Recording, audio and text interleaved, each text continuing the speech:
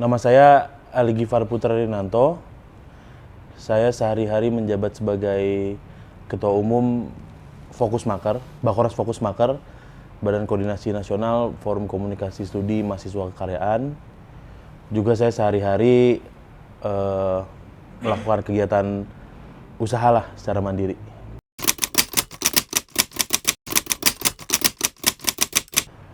Jadi Bakoras Fokusmaker itu atau Fokusmaker itu ada dua arah ya. Yang pertama kaitannya dengan Soksi tadi.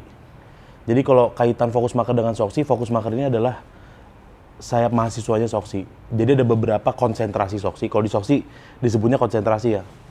Ada Wirakarya yang bergerak di bidang kepemudaan, ada Baladika Karya yang bergerak di urusan pertahanan dan keamanan, ada Wanita Swadiri yang bergerak di urusan kewanitaan, dan Fokusmaker di urusan kemahasiswaan. Ada lagi sebenarnya Gensi, Gerakan Nasional Wira Swasta, dan lain sebagainya gitu. Kalau arah yang kedua, itu urusan Fokusmaker dengan DPP Partai Golkar. Nah, urusannya apa? Urusannya sebenarnya garis putus-putus, yaitu urusan ke arah bidang pemuda dan olahraga DPP Partai Golkar gitu. Jadi sifatnya koordinatif kepada DPP Partai Golkar melalui bidang pemuda dan olahraga di DPP Partai Golkar.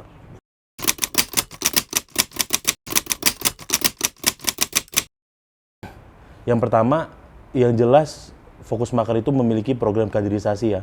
Dan program kaderisasi Fokusmaker itu diserap dari program kaderisasinya Soksi, yaitu P2KB, Pendidikan Politik Kader Bangsa.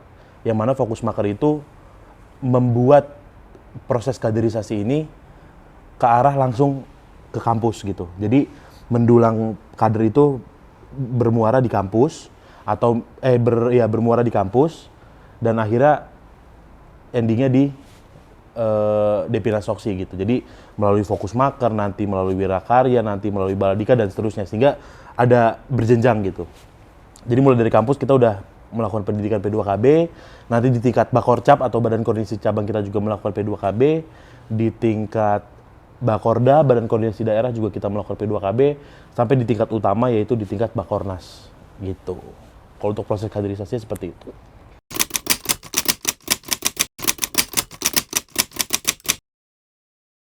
Yang jelas Partai Golkar harus proaktif ya. Yang pertama urusan sosial media, karena sudah jelas sosial media ini menjadi corong utama buat kita-kita anak muda, bukan hanya milenial tapi ada generasi Z ya. Karena saya sendiri tergolong generasi Z gitu, saya masih 24 tahun, jadi saya rasa sosial media itu jadi tolak ukur utama ya bagi kita-kita anak muda gitu. Jadi itu yang pertama.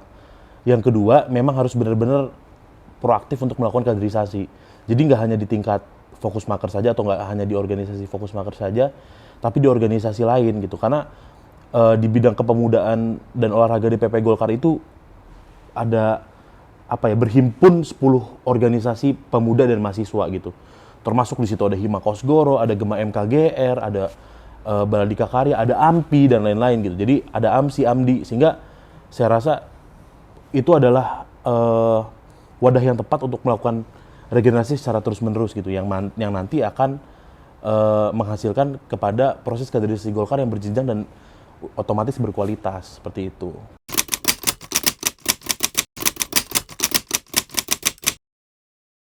Ya sebenarnya kalau saya pribadi, yang jelas yang pertama secara kepartaian harus dilewati ya prosesnya, yang mana kita masuk ke calon anggota legislatif, masuk ke fungsionarisnya Partai Golkar, lalu kita juga terus-menerus melakukan komunikasi dengan bidang pemenangan pemilu, sehingga secara kepartaian prosedur itu kita lewati.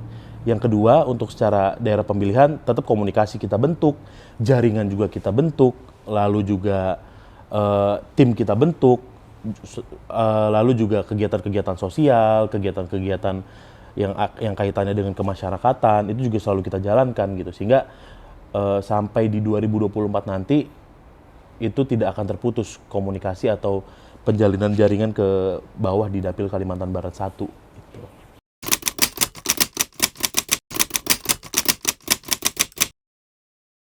Wah, kalau makna provinsi Kalimantan Barat tuh sebenarnya besar ya, karena cukup emosional sebenarnya buat saya provinsi Kalimantan Barat itu. Karena memang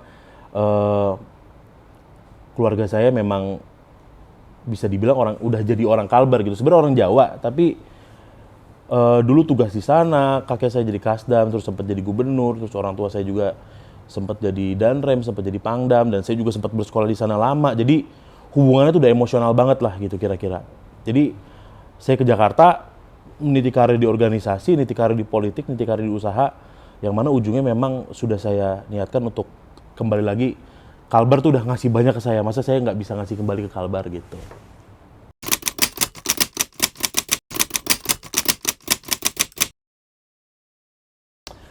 Udah pasti sih sebenarnya tergantung komisi nanti ya, kira-kira saya ditugaskan di komisi apa kalau memang nanti terpilih. Cuman memang concern saya itu ada dua. Yang pertama urusan dengan perbatasan.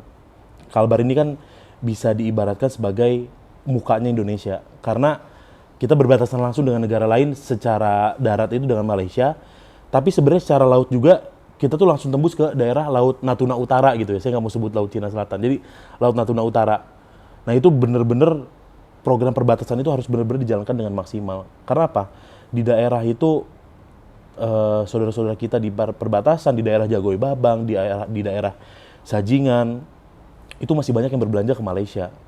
Karena satu, jarak lebih dekat, dua, bagi mereka harga lebih murah. Nah itu harus menjadi fokus utama kita.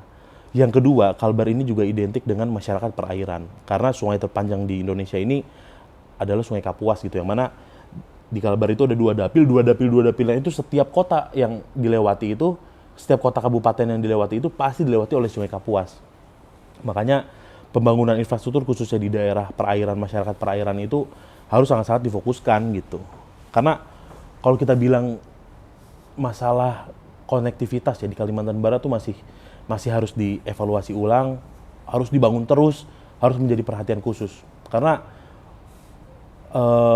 kalau enggak kita bakal tertinggal lah pasti, karena di sana ada beberapa kabupaten yang landlocked, dia nggak tersentuh langsung dengan laut, nggak tersentuh langsung dengan perairan. Misalnya di daerah hulu ya khususnya itu ada daerah Kapuas Hulu, daerah Sanggau, Sukadau, Sintang, Melawi, atau Kabupaten Landak misalnya, itu daerah-daerah yang tidak tersentuh langsung dengan perairan atau tersentuh langsung dengan laut, yang mana laut itu kan juga memudahkan untuk urusan logistik, untuk urusan pengiriman, untuk urusan konektivitas tadi.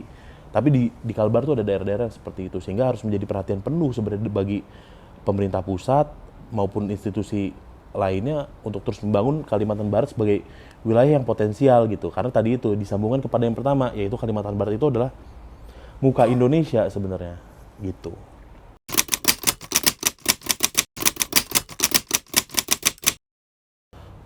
Kalau untuk Bakores Fokus Makar, yang penting harus terus jalankan konsolidasi organisasi. PR kita masih banyak, masih harus ngelakuin program-program yang langsung nyentuh masyarakat. Jangan lupa kaderisasinya juga dijalankan. Lalu juga kalau untuk konstituen, tunggu saya nanti di Kalbar.